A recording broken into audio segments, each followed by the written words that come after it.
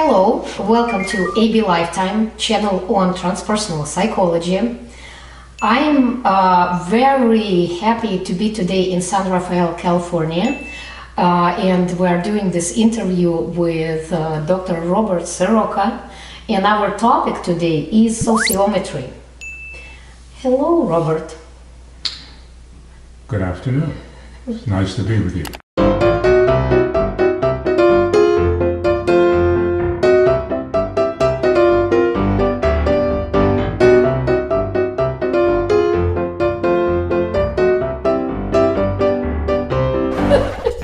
Oh my God, that's funny. He's a pet owner.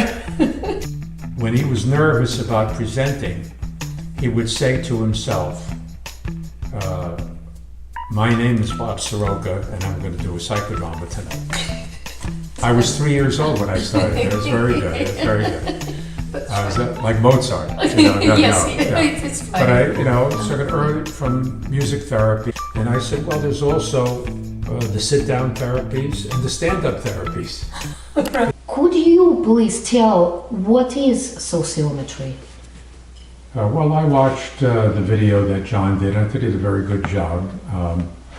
My take on sociometry is somewhat different, although I include many of the things that John described in sociometry.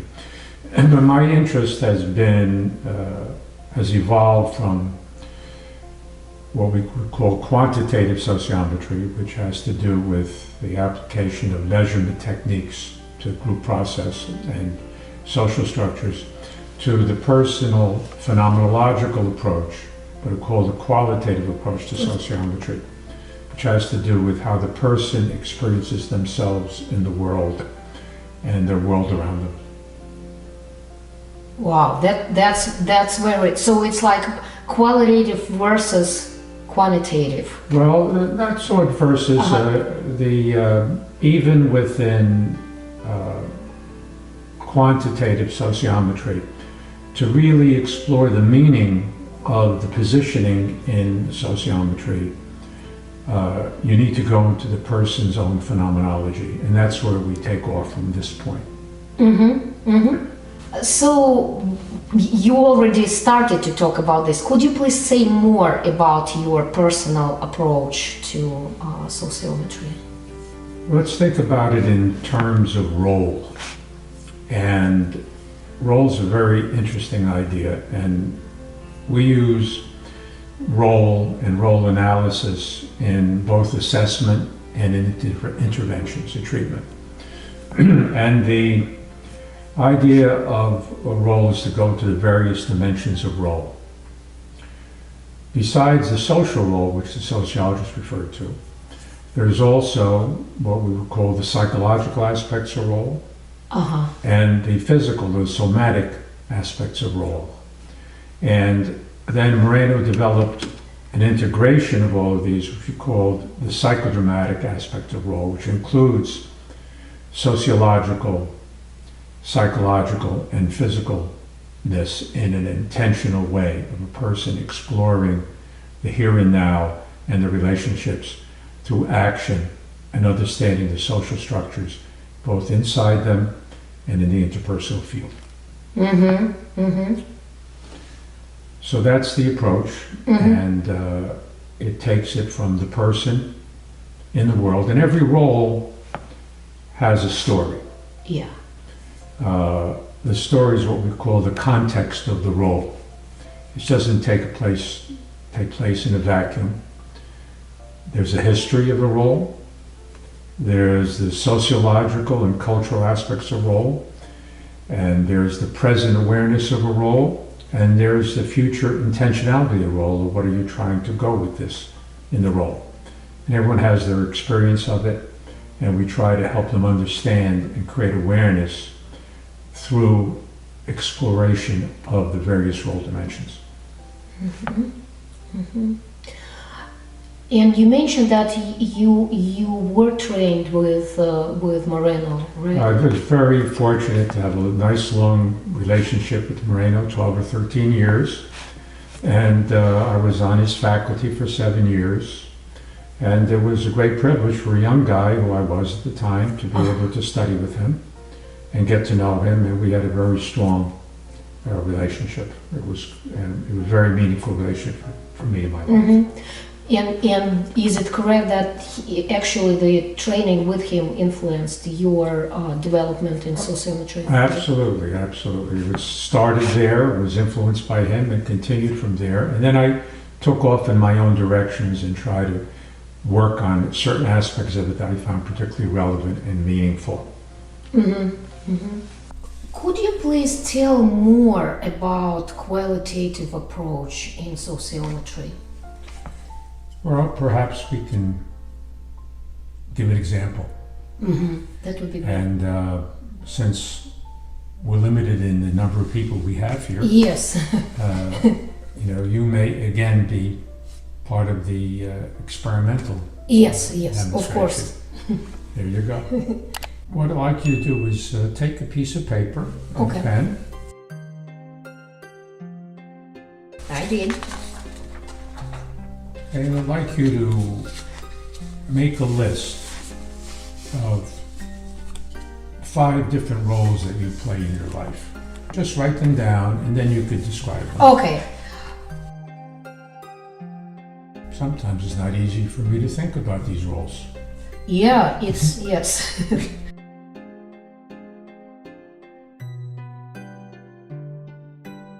did 5, now do 5 more. 5 more? All right.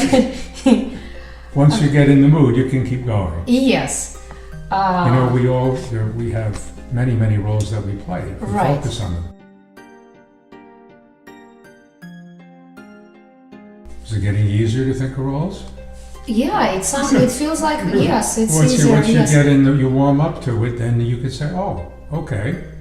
It's yes, right. Different way yes. of looking at it. And if people are watching this, they want to try this at home, you can try this at home, do the same thing. Yes. Uh-huh. They will, of course, be different roles, or maybe some of them may be the same. Okay, I did. Okay, now for each of these roles, I want you to give it a score for the roles that you had on satisfaction. This is role satisfaction. Okay. So if you were 100% satisfied with this role, 100%. If it's not so much, some less number for each of the roles. So it is about how I'm satisfied with me, holding the role. How you are in the role, okay. and how you play the role. Okay. Oh my God! I didn't know that the situation is that bad. Well, you're becoming more conscious as we go along. And part of this is to increase your awareness. It's already happening. Okay, this is probably... I did it. Okay, so you have 10 roles. 10, yes. And which role do you have the highest satisfaction in? And which one do you have the lowest? Oh my God. So the highest, oh my God, that's funny, is a pet owner. Yes, so I'm the best pet owner. So your highest role satisfaction is pet owner. Yes. And your lowest? And the lowest is professional. Professional. Mm-hmm. Okay. So which of these roles, do you have these roles that conflict with one another? No. Are you sure? I would say that I have the roles which might be describing just the same stuff from just different angle. Different angle, uh-huh. Mm-hmm. Yes, and then they are conflicting each other because they have different percentage, because it's the same essence, but they are from different perspectives. From different perspectives, okay. Mm-hmm. Role, what's least favorite now? Okay, it's professional, and I count it as 40%, but I see here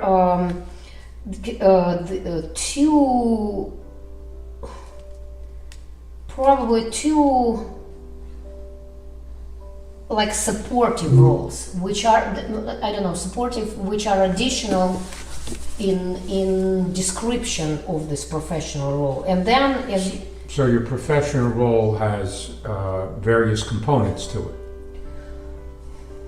yes, Yeah. yes, So that's the point, that Yes. the role, sometimes the role is not a simple role, but it's a Yes. complicated role with, yes, oh you yes, could, I said, for example, you could like to be a cook, but you don't like to do prep. yes, You could be a good prep person, but you're not so confident in the execution of the meal, and you're not thrilled with the cleanup. yes, So that's all part of the role. If you want to, if it's a meal preparer as a role, there's the prep, there's the preparing, which includes obtaining the ingredients, yes, the whole process, bringing them, taking them, preparing them for the process.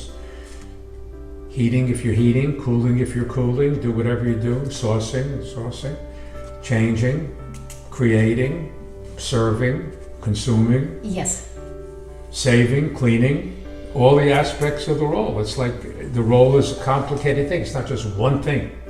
So roles are complicated if you Yes. don't get the picture. Right. The roles are complicated. You know, even with the cook, I know that there is specifically for the shows. For instance, if Yeah. you do the video show with the cook, Yeah. it's also actor. How you are, How you just communicate, like, and, yes, but that's that also how you act. You just did the movement. Yes. There's the somatic aspect of the role. If you see, if you ever go to one of these fancy commercial Japanese restaurants, like a Benihana, where they do the tray and they cut the food and they throw it in the air and so, or you go to a good pizzeria where they throw the pizza in the air and they catch it and they make a show. There's a dance, there's a physiology of role. So the roles not just have a social aspect and a psychological, the way you think about it and feel about it, they have a somatic aspect. Yes. Yeah. Yeah. And you could have a relationship where you have a good intellectual connection with someone, but the rhythm is not good, the movement is not good. It's just okay if we're focusing on an idea, but we don't walk together, we don't move together. And you described a little before about liking to move and exercise and do this type of thing. So the somatic aspect of the role is probably important to you. Yes, it is very important, and thank you for. I haven't realized how important it is for me. The idea, some people are booky and they'll sit and look at the book or they'll look at a screen and they'll stay and they're very happy to sit in one place. Yes. I think from your energy standpoint, you like to move more. Yes. Right? Yes. Absolutely. Right. Yes. So you need to find a context in which movement is okay. And interestingly enough, years ago when I made a division of the therapies, people were talking about psychodrama and other modalities. They talk about analytic therapies and non-analytic therapies. And where is that? This is controversy from many years ago. And I said, well, there's also the sit-down therapies and the stand-up therapies.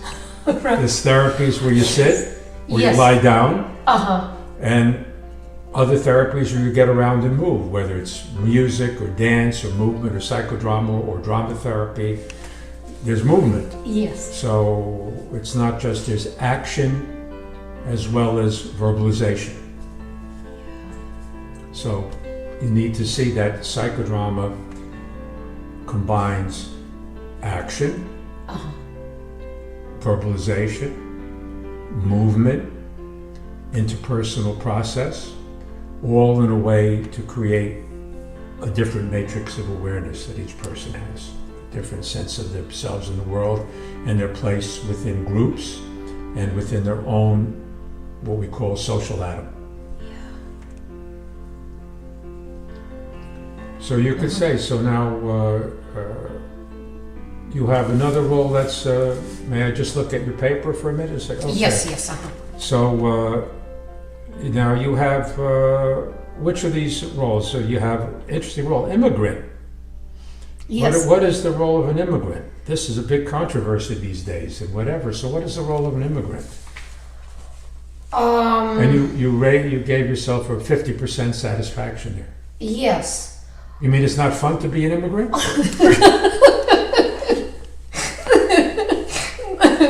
Well, I feel like other immigrants are like better immigrants than me.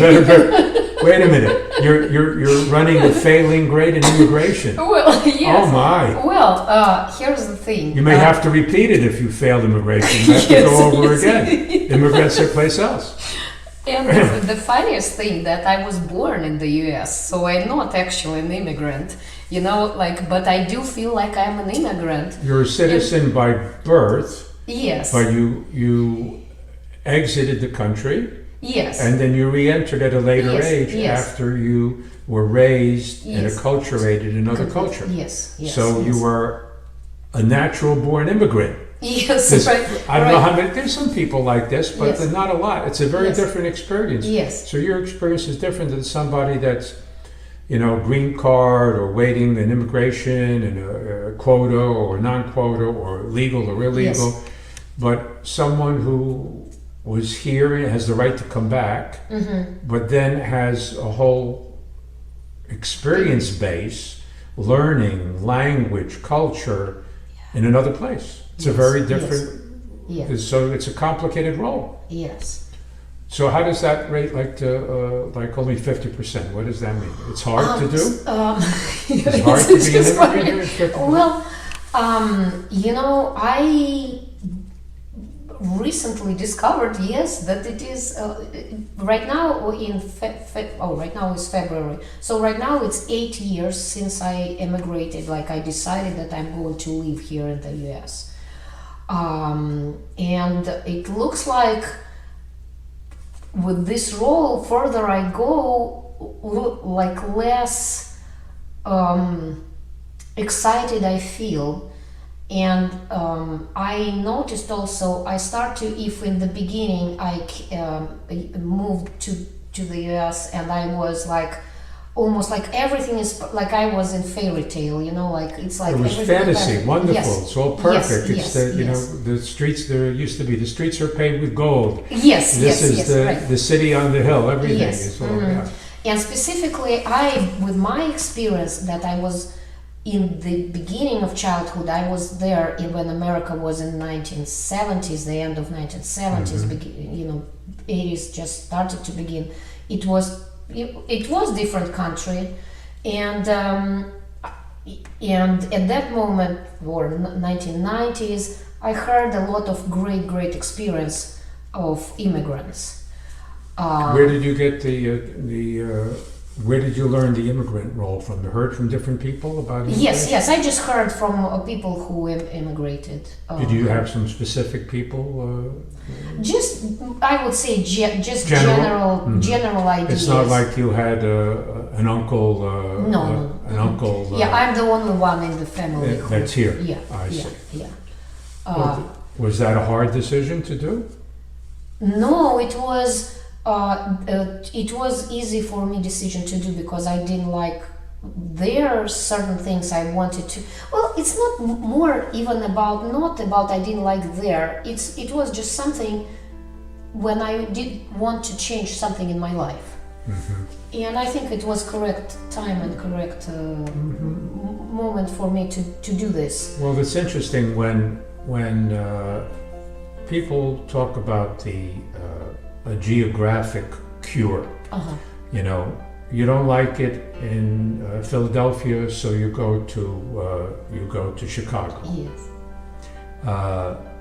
That's different than being warmed up and ready to make a change in your life, and then deciding that the place in where you want to enact the psychodramatic stage you want to enact it is better here. So you take yourself into a new place and create new situation, new roles, new relationships, new ways of being, new language, new social atom. Right. And you still have in the back of your mind, your consciousness, a different place in the background, you have the awareness of your original social atom, which we all bring them with us. Right. You know, we bring our original atom to the situation now. Yes. And then we try to make modifications. Sometimes we replicate what would happen, which we would call a Morenian idea of transference, is when an old role is played out in a new situation in the same old way. So that would be the Morenian definition of transference. So you try out new roles. Was there more spontaneity for you here? Was there more freedom for you here? Or could you tell, or was it different, or how? I think there were, first, there were a lot of expectations. Your expectations? Yes, and they were like, it would be, so reality versus expectations. Okay, so can you remember back to Yes. coming, your... 8 years ago. Yes, can you remember, can we take you back to time when you decided to immigrate, would it really, is it immigrate, or is it really immigration? It seems, not my idea, but maybe, I don't know if it's technical or not. Are you technically an immigrant or not? I think you're a returning citizen, no? Yes, I'm returning citizen. I mean, from the perspective, like you legally, relocate. You return. Yes. It's legally, yeah. Yeah, legally. So, but it is immigration that you hang it on in a sense. Yes. So, can you remember Can you talk out loud, or take you back to the place? Where did you decide? You remember the place where you decided to make the decision about coming to the United States?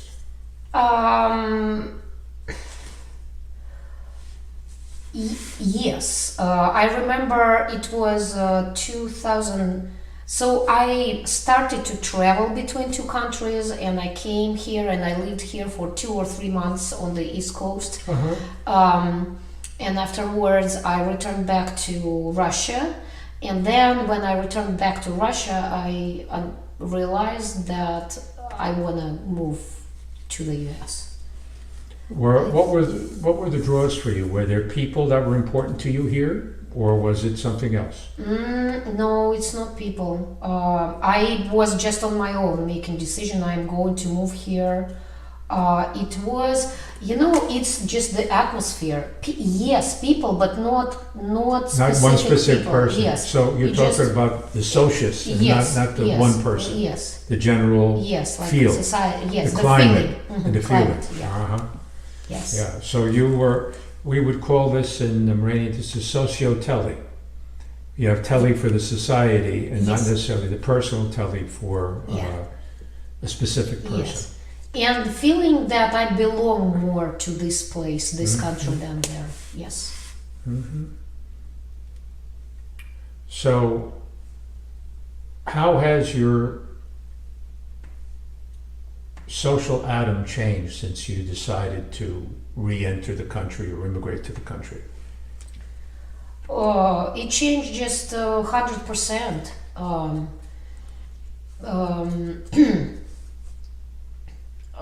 I had to, not I had to, well, here's the thing. I realized that if I would stay in Russia, I would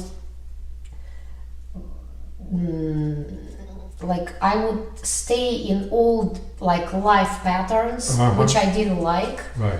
And I had almost remove all my friends, and when I moved here, I just started literally started new life. You tried to clean the slate and start over in a different way. Yes. And this was something that was a drive for you, something you wanted to. It was very important. Yeah.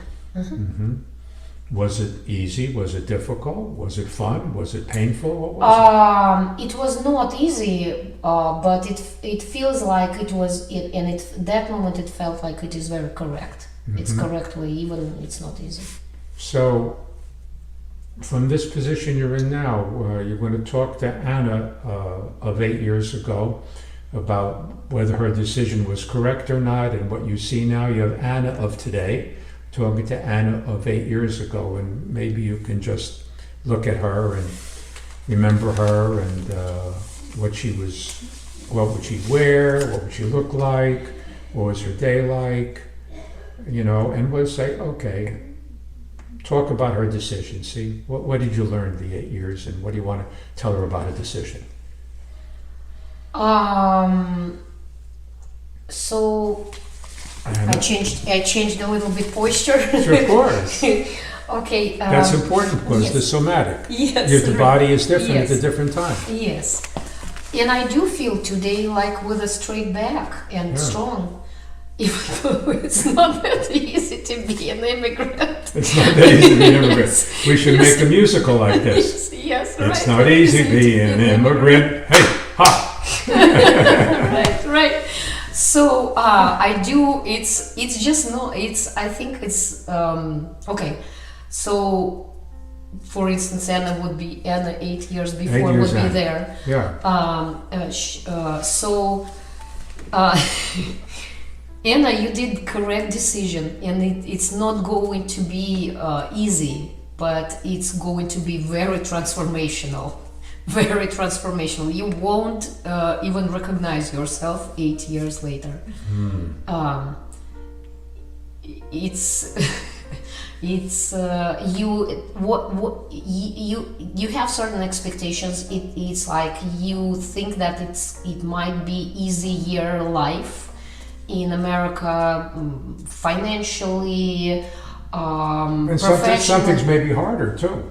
And something may be harder, and you there feel like it might be easier, but it's going to be harder, much harder than you expect. Yeah, much harder. That's what I have to tell you. It's much harder than, it's good, but it's much harder than you expected at that time. Is that fair? Yes, it's true. As a double for that. Okay. Yes, it's true.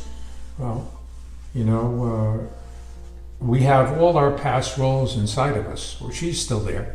They don't go away. Yes. You're going to bring them back. Yes. And psychodrama and sociometry, we have the sociometry of the outside world, and we have the interior sociometry, of all the people inside. Everyone. Lately, some people have talked about something when they talk about internal family systems, but it's Moreno years ago, more than internal family systems, it's a new development. Not just family, there's everybody. There's culture, there's animals, there's everything. Internal, our atoms of each of these people are still in there. Yeah. And it's a very interesting process. One of the studies about how come when you age, it's harder to remember things. They talk about, the neuroscience of aging. Yes. And one of the scientists said, you have so much more inside you, it's hard to sort it out. And there's a neuroscience backing for this now. It's not just you're losing brain cells. Yeah. It's that there's so much in there, every time it's new, you're adding to it. They don't go away, you're adding to it. Yeah. And it's like if you have as if you're in a house and you never throw anything out. It's all there, it can all be. Yes, it's like. Yeah, and so so it makes it harder to remember like new people and this type of thing. Wow. So that's the internal roles that are there. So the sociometry is both external and the interpersonal and internal. And we deal with the qualitative aspect of our own sociometry, our role satisfaction. So there might be roles you have any roles on your sheet that are in conflict with one another here? Yes, I mentioned the role professional, which is very low in my own personal grading. And here are two roles which are, I would say, you tell in conflict. It doesn't feel like in conflict, but it feels like they are. Yes, there is something some contradictions. Yes, right. Like I have the role of professional, and then in the second part, I had video content creator and teacher. And I understand these are all three of them, professional video content creator and teacher. There are three. They're related. They're related, yes. But they're not identical. Yes. Yes. So you would have within a particular role, there are also sub-roles. Yes. And which ones are more prominent?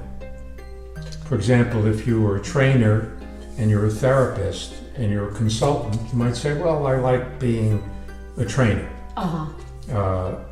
And more than I like being a consultant. Or I like a consultant more than I like being a therapist. I like being a therapist, well, they're all part of professional role. Or I like being a trainer rather than being a lecturer. Uh-huh. Which is all part of professional role, but there are various aspects of professional role that have greater satisfaction, less satisfaction. And sometimes you get a chance to choose them, and sometimes the situation chooses you for them, and you go to it or you don't. So it's the role complication is the role is a complicated thing. It's not a simple thing. Yes.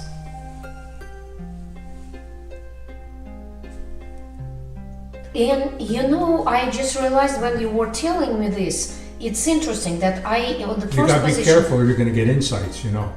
Yes. Be careful, you're gonna get insights if you're Yes. not careful. Right. Things are gonna connect. Yes. Right. Well, and I put it on the first, it's not even professional, it's more like description of like, it's not a what do I do, it's more a description of what do I feel professional, and it's like no. Do I feel professional in what I do? And you're saying no. But what does it mean to feel professional?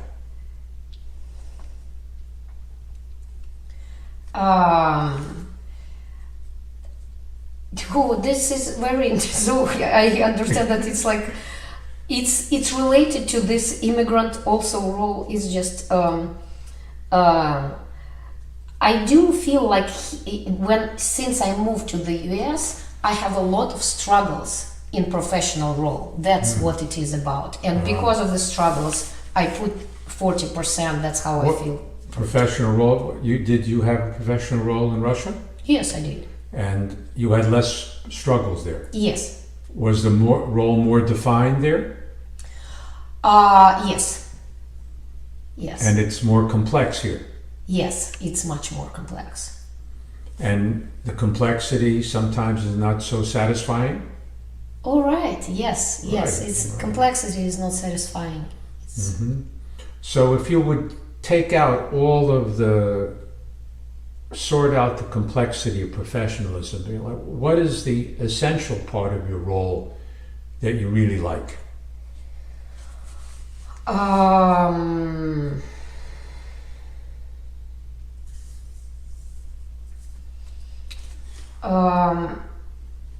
It's still complex. I think these are a part of struggles that I can't like identify very straight what I'm doing, and that's this constant like 8 years of struggle with what I'm doing. That's what brings. Well, the interesting part, Moreno described in roles. The first part of role learning is an imitative function. It's you take the role as someone gives it to you. See, this is the way you do yoga. This is the way you play basketball. This is the way you do therapy. This is like you learn by imitation. And that's the first part. And you move from the imitation to a stage where you start playing with the role. And stop imitating and don't do it the way a role model showed you. You start doing it your own way, but it's not easy and it's not simple and it's not smooth and it's not clear. And you start playing with it until you make it your own. And then Moreno described the third part from the role training, role taking first.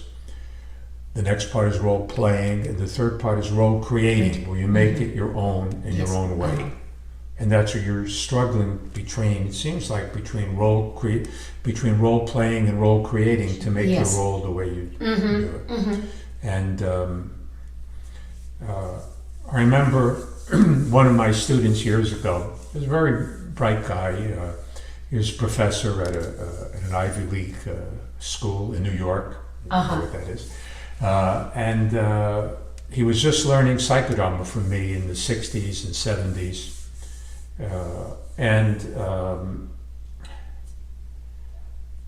when he was nervous about presenting, he would say to himself, my name is Dr Siroka, and I'm going to do a psychodrama tonight. That, of course, wasn't his name, but Yes. he took that so he felt good, so he could do it that way, the way he did it, until he felt good enough to eventually say his name, which I will not mention, and he can do it in his own way, integrating some things.